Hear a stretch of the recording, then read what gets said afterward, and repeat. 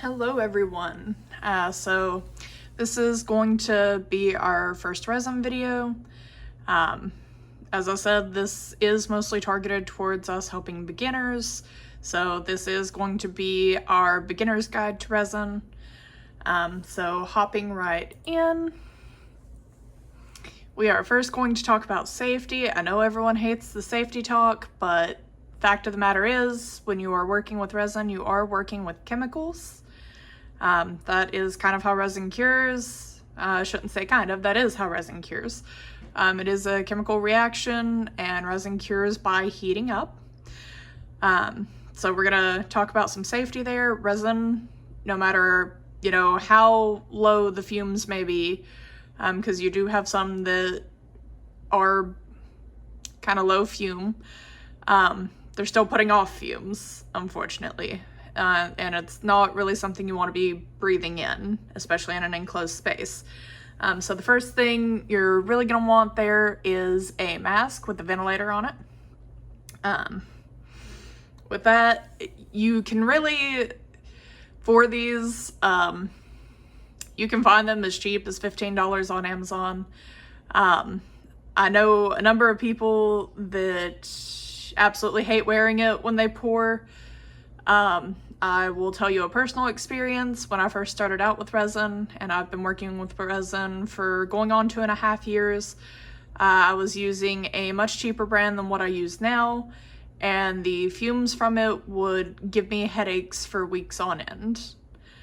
And that was with me actively working in a well-ventilated space with it. So for that, I highly encourage you to take it seriously on the mask. With that, you really just need one that has the filtering. I've known people that use the masks that are made for like when you're painting. Really, as long as you have a good one that has the filters in those little areas, because this one has the double filter. With that, just invest in something that is going to block those fumes out, because I promise you, you don't want to spend 2 weeks with a headache because you're breathing in those fumes. They can also cause long-term irritation later on in life if you're exposed to them excessively. So mask is always your first safety. Now I like this particular set, and this is a set off Amazon. It is a little more expensive. I believe it's around $23 to $25, but it also includes the safety glasses. Now safety glasses, you don't really need to wear when pouring.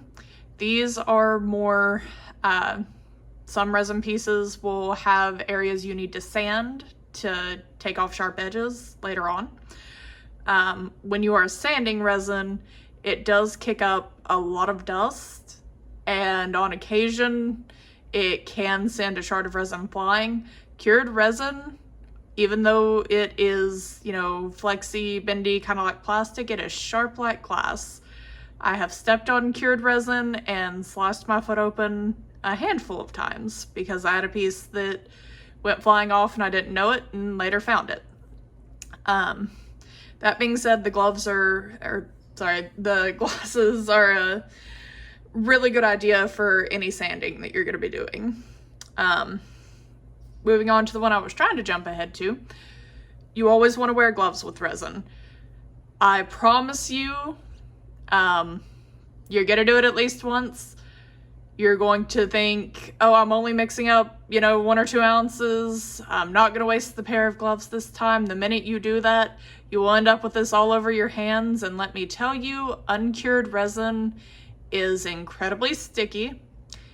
It does not just come off with soap and water. You'll still feel the stickiness from it. The last time I actually got it on skin, and it can cause skin irritation, which is the other reason you want the gloves. But trying to get uncured resin off of skin, the last time that this happened to me, I spent probably 30 to 45 minutes scrubbing my hands with vinegar and baking soda before it came off.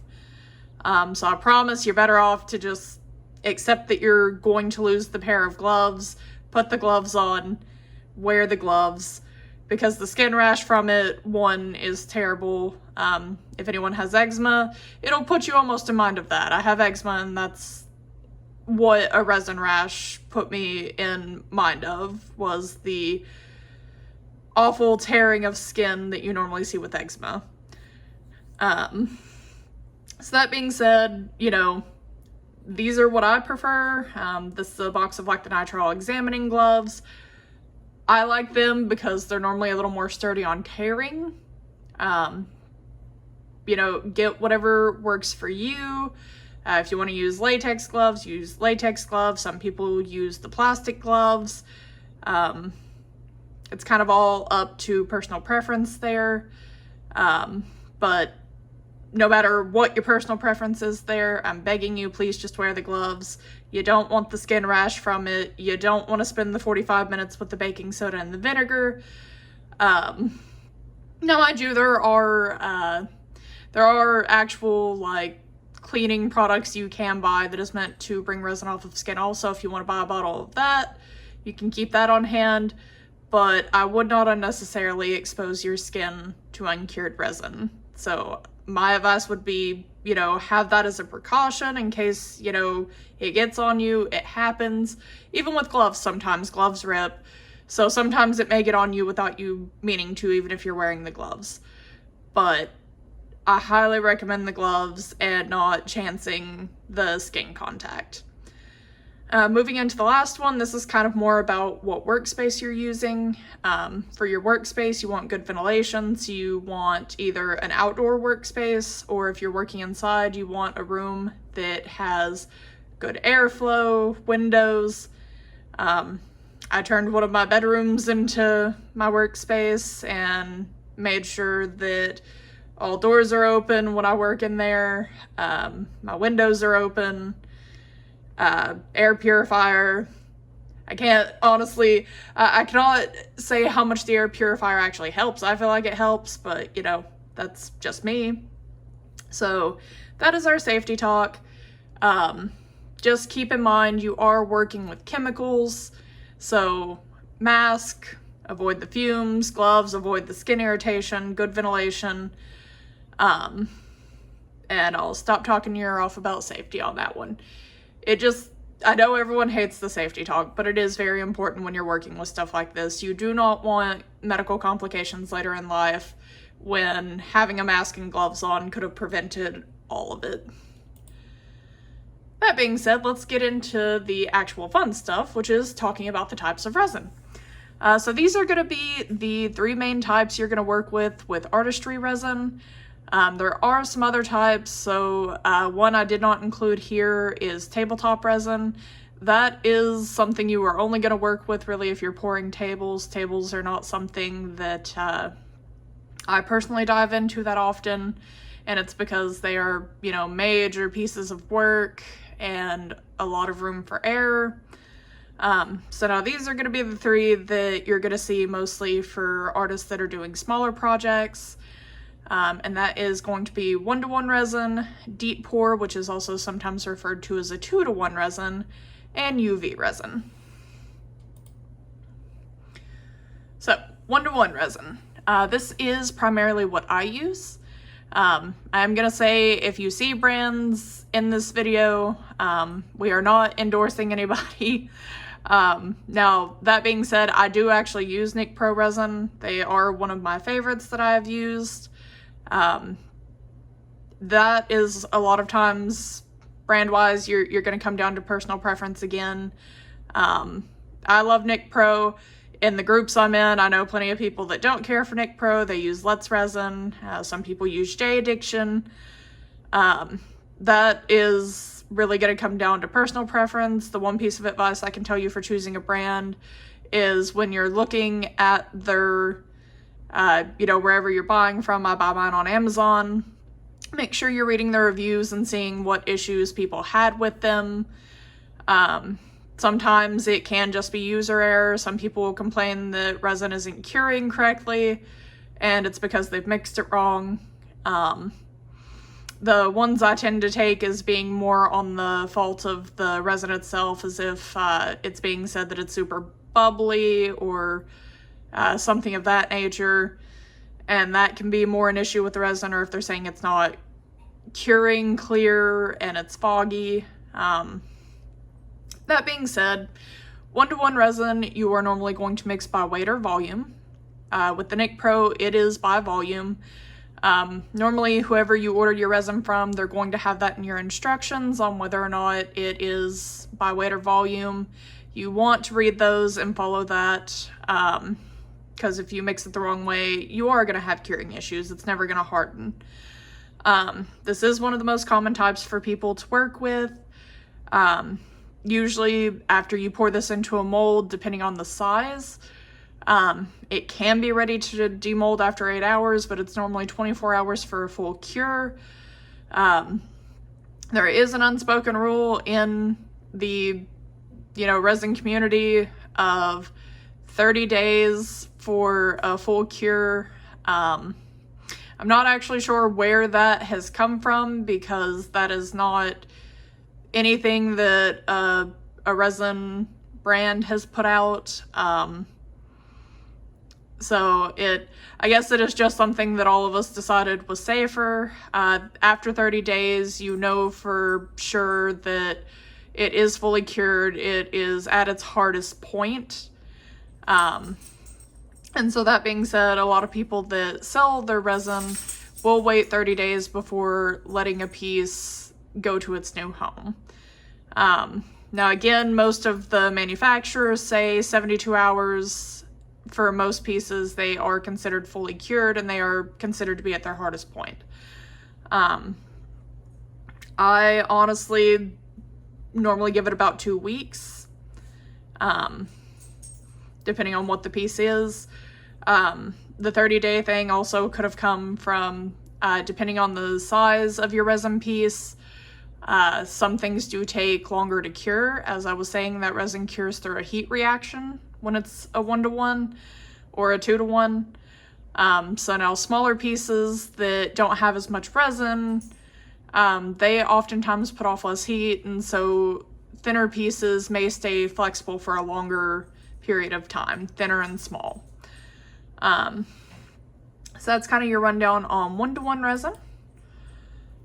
Going into talking about deep pour. Deep pour, you are normally going to get 3 jugs depending on the amount you are ordering, as this is going to be a 2-to-1 ratio. Again, it's going to be by weight or volume, and your manufacturer is going to tell you which one that's going to be. Now with that, when you're looking at 1-to-1 or 2-to-1, you're going to see that one of your jugs is going to say part A, that is your actual liquid resin. Your part B is what is referred to as hardener. So with this, you're going to be pouring basically 2 parts of liquid resin to 1 part hardener. Deep pour is very useful if you are pouring more than 6 inches, and pouring something that needs more time for bubbles to come to the surface. Now, a lot of times when you pour resin, bubbles will make their way up to the surface, and sometimes they end up trapped before they actually get there. When you're using deep pour, doing that 2-to-1 ratio significantly slows down how fast that resin is curing. So as you can see, I have there, it's normally 72 hours at least.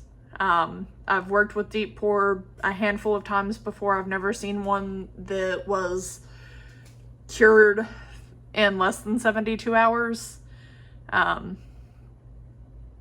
For that, the reason this one is sometimes preferred, with 1-to-1 resin, you typically can't do pours over 6 inches in one go. Really, a lot of times people will tell you not to pour more than 3 to 4 inches of a 1-to-1, and it's because you can have what is known as a flash cure. So a flash cure is essentially when you have resin that heats up too quickly and it will begin smoking, it will put off a terrible smell. Depending on how much you've poured, it can catch on fire, it can burn the mold. So with 1-to-1, you're recommended to stay in like 3 to 4 inches at the most at one time. Now that being said, if you don't care for deep pour and you don't like the length of time it takes to cure, 1-to-1 can be used for pours over 6 inches, but it has to be done in layers. So what we mean when we say layers is you would pour 3 to 4 inches, you would leave that be for typically around 3 to 4 hours. I typically go for at the very least 4, and that lets it get partway cured as you're about halfway into that 8-hour demold time. Then you pour another 3 to 4.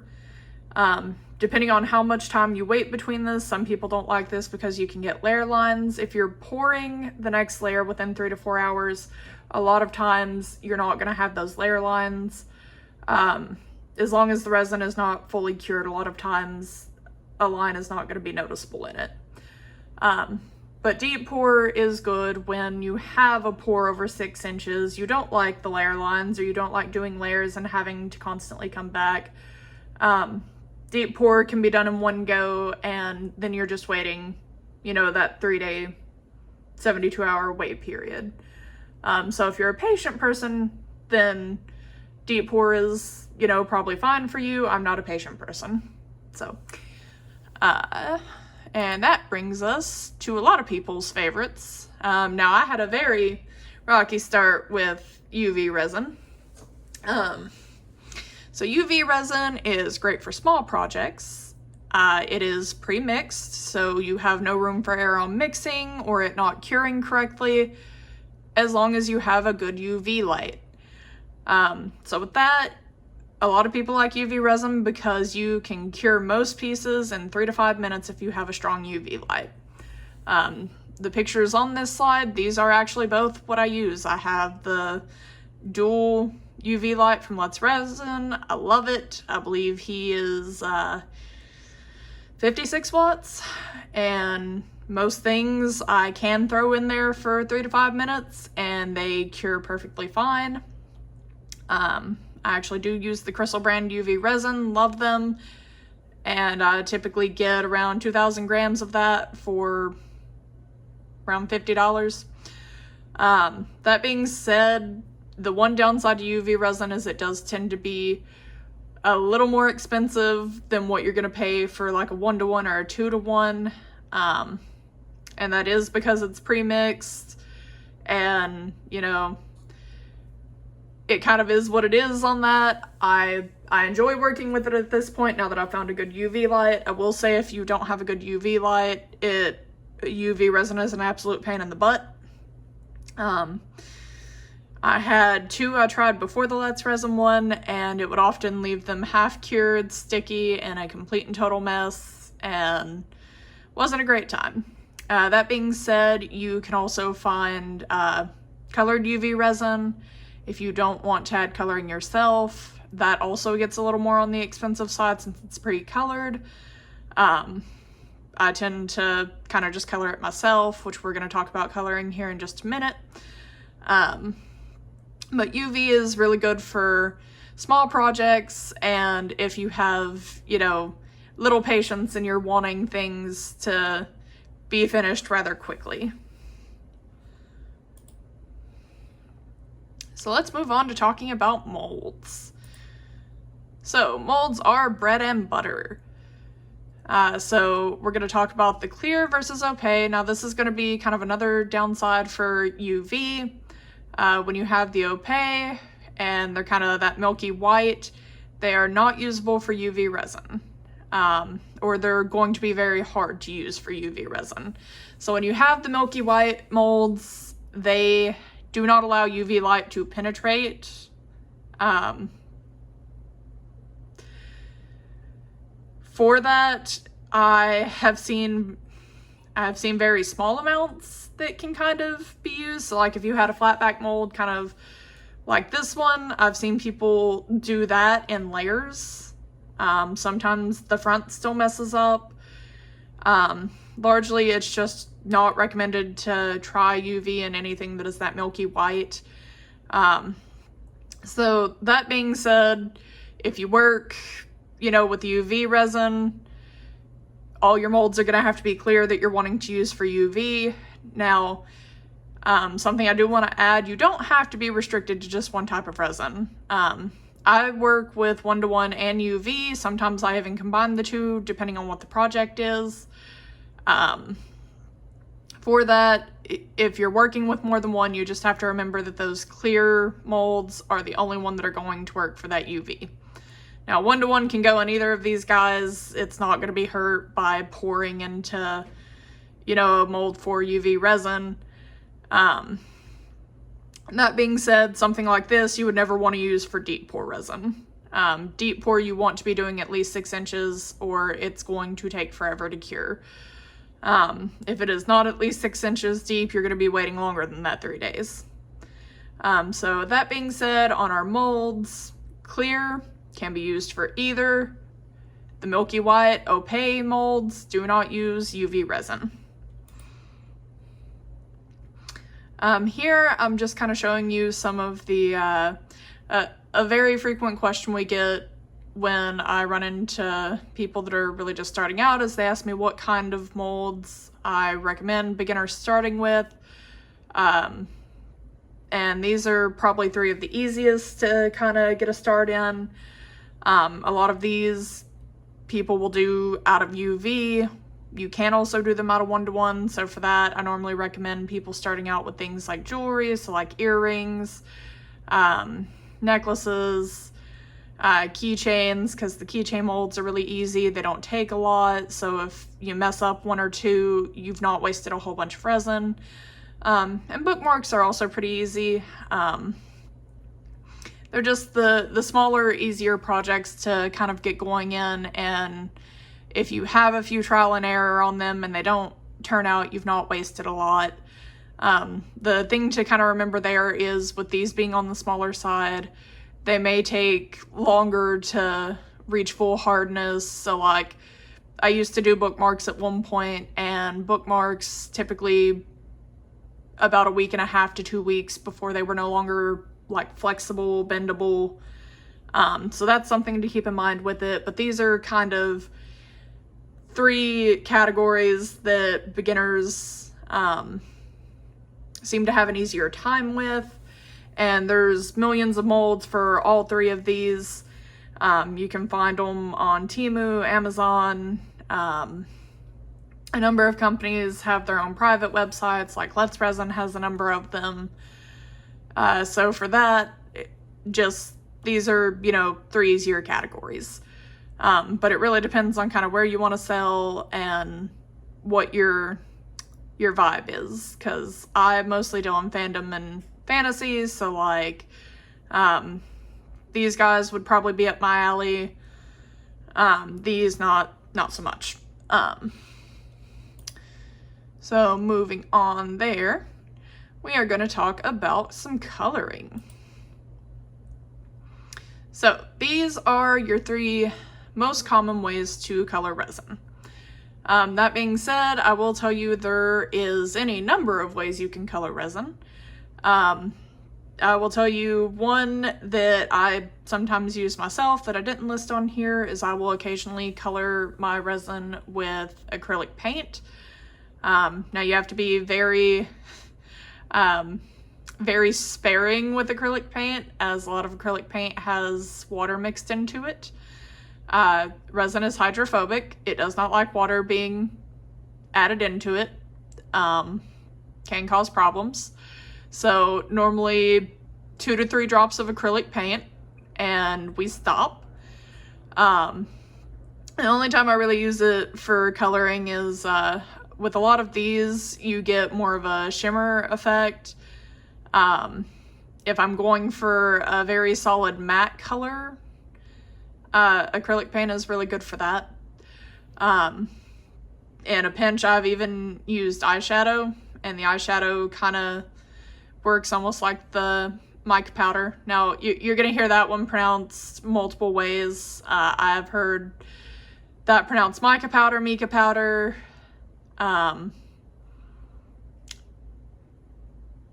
On that one, I'm going to say, you know, pronounce it how you feel it should be pronounced. To me, I feel like it should actually be mica powder. Now with that, you're getting individual bottles of a number of different colors. It's going to be a powder form. For that, I normally recommend having a little spoon, which a lot of those kits come with the little dipping spoons, as that one shows. Normally you only need like maybe a spoon to a spoon and a half of that coloring, depending on how dark you're wanting it.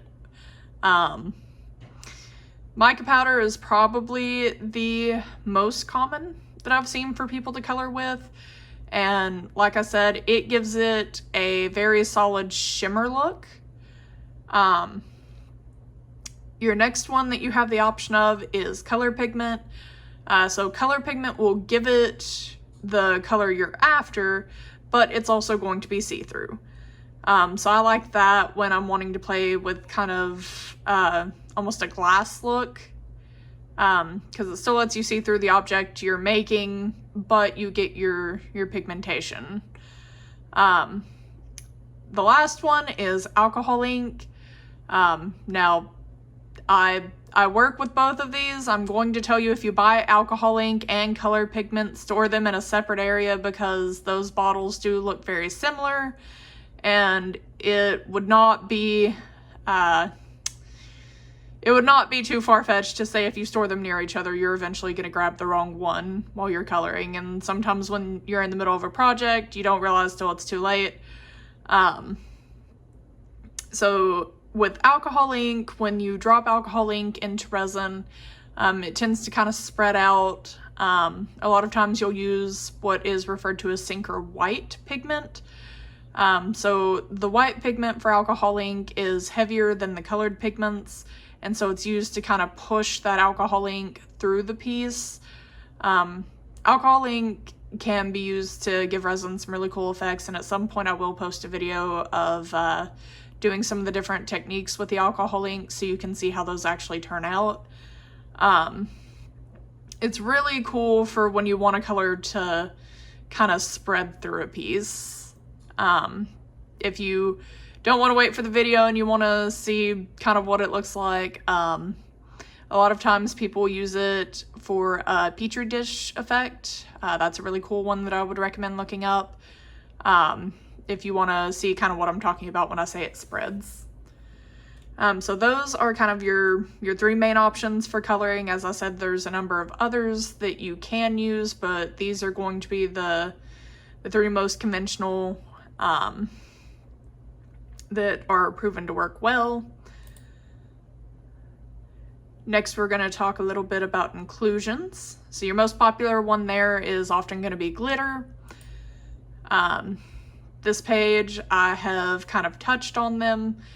I'm not going to be able to tell you every inclusion that can be added to resin, just because this would probably be a 6.5 hour video and I probably still wouldn't get through all of them. Basically all an inclusion is anything you want to add to resin, and there are any number of things you can. So you have bubble beads, which I have shown over here, crushed glass. I'm a pretty big fan of that one. You have hollow flakes. I did not picture those guys because they are a mess.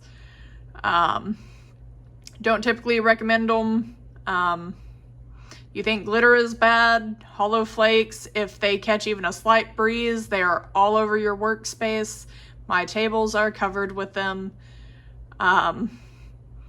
So, you know, just be warned of that if you decide to do hollow flakes. You can add charms to resin. Clay slices are very popular. Flowers are a very popular one. I personally don't care for the look of them, but to each their own. You can add things like seashells. I have done some beach themed pieces where I've done seashells. I've added crystals to pieces. I've added little resin figures into pieces before. Really, it is anything that you want to encase or add into your resin to make your piece. So these are some of the most common. A good way to find others is going on whatever site you're shopping on, so Amazon, Temu, whatever, typing in inclusions for resin, and it will pull up what people typically buy under that search. But that'll give you kind of a good idea and starting place. And then we're going to hit some basic tools. So these are going to be, these are tools that are useful when you're starting out, but depending on what you're making, they may not apply to everyone. Now, what I will say applies to everyone is these two over here. So these two guys are your best way of dealing with bubbles in resin. This is actually the heat gun that I have. It is available on Amazon. Normally for the heat gun, you will blast the resin for normally 30 to 45 seconds. I prefer the heat gun. Some people will torch resin. I don't recommend that because if you get a torch too close to where the resin meets the mold, you can melt the mold into the resin and then you've lost the mold and that project. So I would highly recommend the heat gun though, as it basically does the same thing without the risk of burning the mold. Your other trick for bubbles is isopropyl alcohol. Now the highest content I can find where I live is 91%. You can order 99% off of Amazon. I would recommend doing 99%, and it's just because with that percentage, isopropyl alcohol, the lower the percentage, the more water is in it. I would never spray your resin with anything less than 91%. Now, 91% still gets the job done, but if you can afford to get the big jug of 99%, the 99% does have a noticeable difference. Again, it's available on Amazon. It's about $30 for that jug. Put it in a spray bottle, spritz your mold, and spritz your resin after you pour it, and it does tremendous work on taking bubbles out of the resin, especially if you're combining it with that heat gun. Now, that being said, I highly recommend using the heat gun first and then alcohol. And that's just because the smell you get if you hit that alcohol with a heat gun is probably not something you want the fumes coming back from, even if you are wearing the mask. So depending on what you're making, another basic tool I would recommend is getting a cordless rotary tool, little handheld drill. So these guys will normally have everything you need for sanding. They'll have your drill bits for drilling holes for keychains if it doesn't already have a pre-drilled hole. They've got polishing tools with them. These guys are overall just really nice to have. They'll probably set you back about $20 if you're getting a good one. Highly recommend, especially if you're doing jewelry or keychains. That being said, hardware, and again, depending on what you're making, this may not be for everyone, but that's going to be like your keychain hooks, your C-rings, your earring hooks, all that little stuff that you have to finish the projects. So you want to make sure you have those on hand when you're getting started. This last page is going to be a few things I'm going to go over that they're not entirely necessary either. Again, it'll probably depend on what you're making. First one is silicone mats. I have 2 of these that cover my table. Resin does not adhere to silicone. So these are really great for keeping resin off your table and keeping a level surface. It makes it to where basically you can take and clean the mat and be back on a level surface. It's not, they're pretty useful if you're bad to spill things like I am. Basically I take and toss mine in my washer and run them through on a normal cycle to clean them, and then I vacuum my washer out because the resin is normally too large if it's a spill to fit through the holes in my washer when my washer drains. That's my way of cleaning them.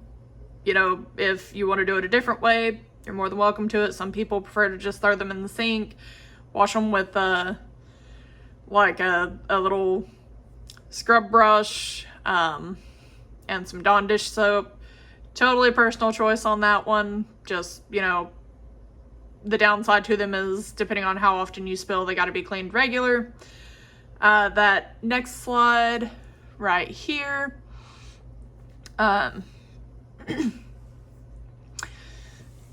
that is silicone cups and stirrers. I do have the silicone stirrers. The benefit to these guys is normally after the resin cures, you can just peel the resin off of these guys and reuse them. Some people prefer using the plastic cups and popsicle sticks. That one kind of comes down to personal preference on if you want to consistently have to buy the plastic cups and the popsicle sticks for it, or if you want something that's reusable. Now mind you, these eventually wear out too, so you have to replace them just far less frequently. I would definitely say the silicone stirrers are worth getting. Cup is going to be personal preference. I, at the moment, still use plastic cups pretty often, as they tend to come with the measurements set at like half-ounce increments rather than the 2-ounce increments. And so my preference on that one is mostly because of how they label the side. If you're using really detailed molds, you may want to pick up a pack of acrylic paint pens. These guys are often used to take and color in details on the molds to make them stand out better.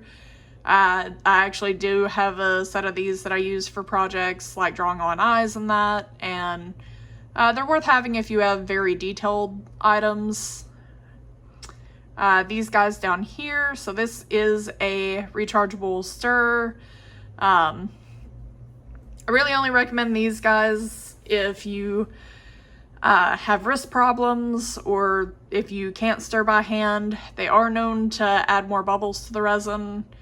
A lot of times I do have one that attaches to a drill I have, and I'll use it if I'm pouring, a really large batch and I know my wrist is gonna hurt at the end of it, then I'll use my drill.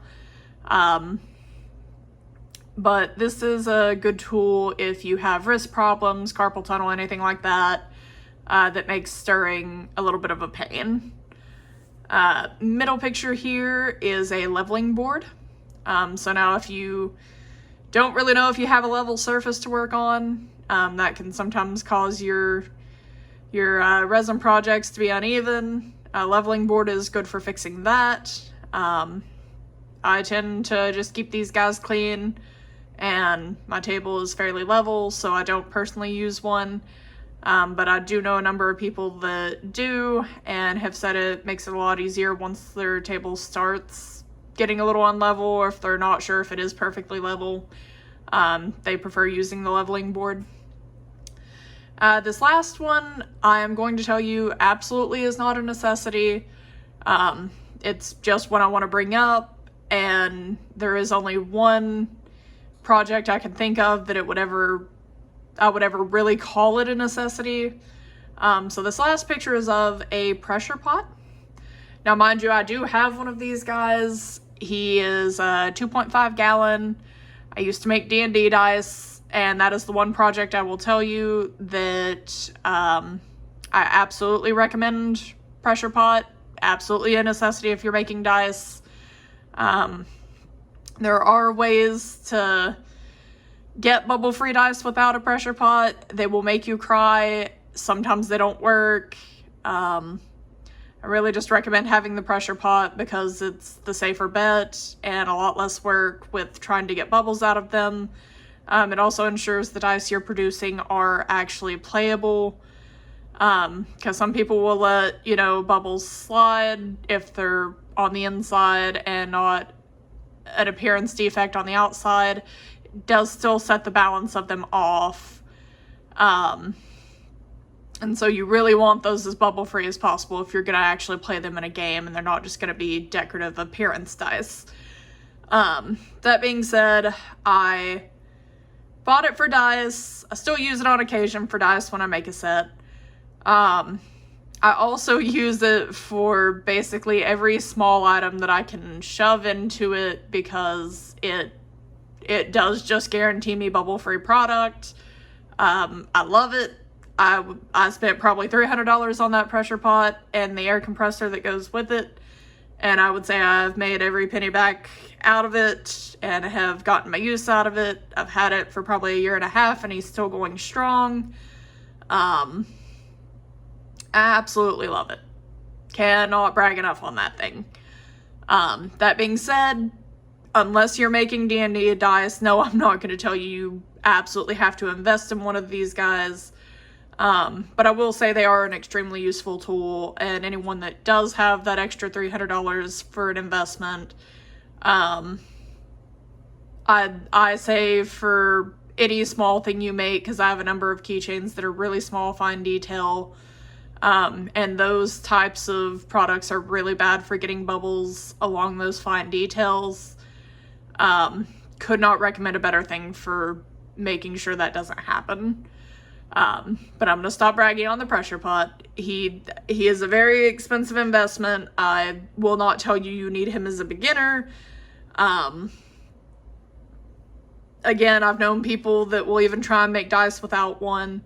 I don't recommend that, but to each their own. If you find a method that works for you that doesn't require you to get the pressure pot, then I'm all for it. But I will say it makes dice a world easier. So that is kind of my spiel. Congrats if you've went through all that. Then that means you have picked your resin, you have picked what you're going to color with, you've picked what you're going to add into your resin as your inclusion. Hopefully you're wearing your gloves and your mask, and you are mixing up your first batch and you're ready to pour it in the molds you've chosen. So that's kind of all I've got for you guys. That is my beginner spiel for resin. If you have, questions, comments, concerns, feel free to drop those in the comments and I'll try and respond to them as I can. This was kind of briefly touching on a number of things, and I do plan to go back on some of these, like the coloring and things like choosing inclusions, different things like that. They will end up having their own video. This was just kind of scratching the surface.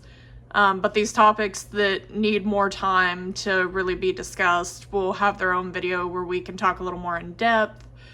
And once I actually reorder some, currently I'm waiting on resin to show up, as I've got 2 conventions coming up at the end of this month. Once I actually have stuff back in to do some more pouring, I'll probably do a few pouring videos, and that way you will not just see me going through my Canva presentations, but you'll actually get to see, the steps to it and see firsthand what I'm talking about rather than having to try and imagine. But that is it for our beginner talk. Be on the lookout in probably the next 3 to 4 weeks, and we'll be probably dropping some more videos regarding resin, and probably a few beginning to talk about Artist Alley. So y'all have a wonderful and totally cool day.